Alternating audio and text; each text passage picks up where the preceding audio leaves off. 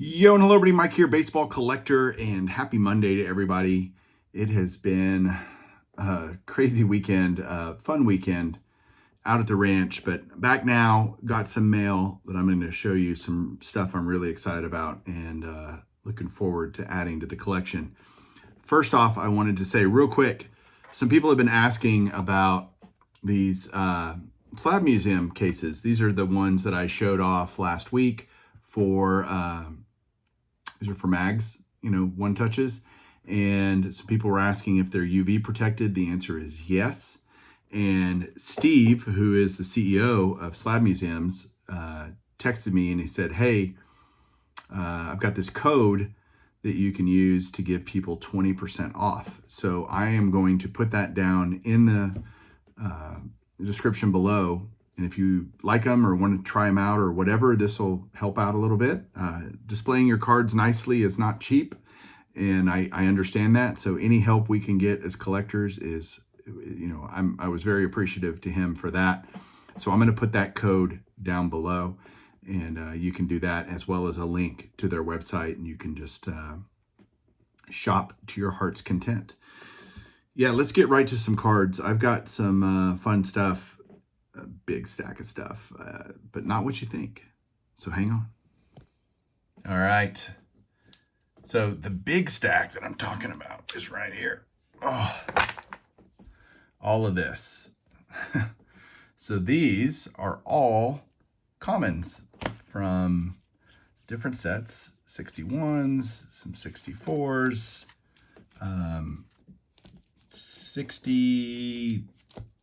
59s, 66s, 69s. So there was a guy that we've been talking through Instagram. His name is Rich, and he has a bunch of extras. And so we did a deal. I sent him my list of cards because my goal is to have every set. And so my sets 73 to now are all in boxes. Ideally, I want to put those in binders down the road when I have more space. Right now, I'm putting all the pre-1973 sets in binders, and so I have binders going for all of these sets. And yeah, I mean, if you think about how many Topps cards they've produced since 1951, and yes, I consider 51 to be a set that Topps created, I am, there's 47,500-ish cards all time, and I've got 93% of them. So getting big stacks like this of commons to fill in gaps is just awesome.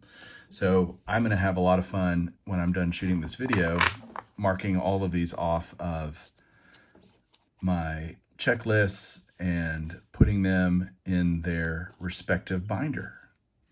I hope you guys enjoy. I enjoy that a lot. So I don't know how you guys feel about it, but Denny McLean.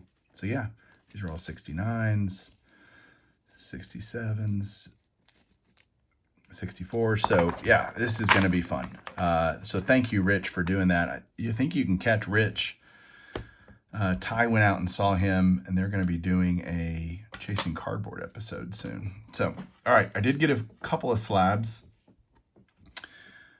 89 Upper Deck. I had one of these come in last week, and I've got a few more on the way.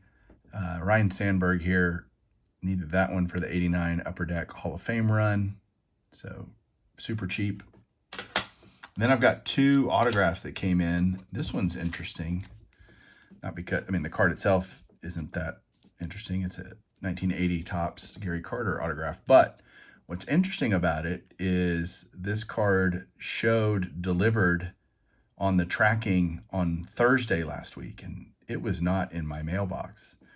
So I said, well, I'll wait a couple days and see if it shows up. It doesn't show up Friday, doesn't show up Saturday. So today I went to the post office on my way home from work, and they were like, yeah, I said, this show's delivered. What's going on? And they're like, oh, we showed it was delivered today at 12:30 p.m. or whatever. And sure enough, it was in my inbox. So it irks me that they would mark something delivered that wasn't actually delivered, because then you kind of run out of recourse if you never actually get it. because the post office can say, well, I delivered it. The seller would say, it got delivered. What do you want me to do? And you'd kind of be screwed. So really glad that this showed up in my mailbox today, because this is like $70 I paid for this.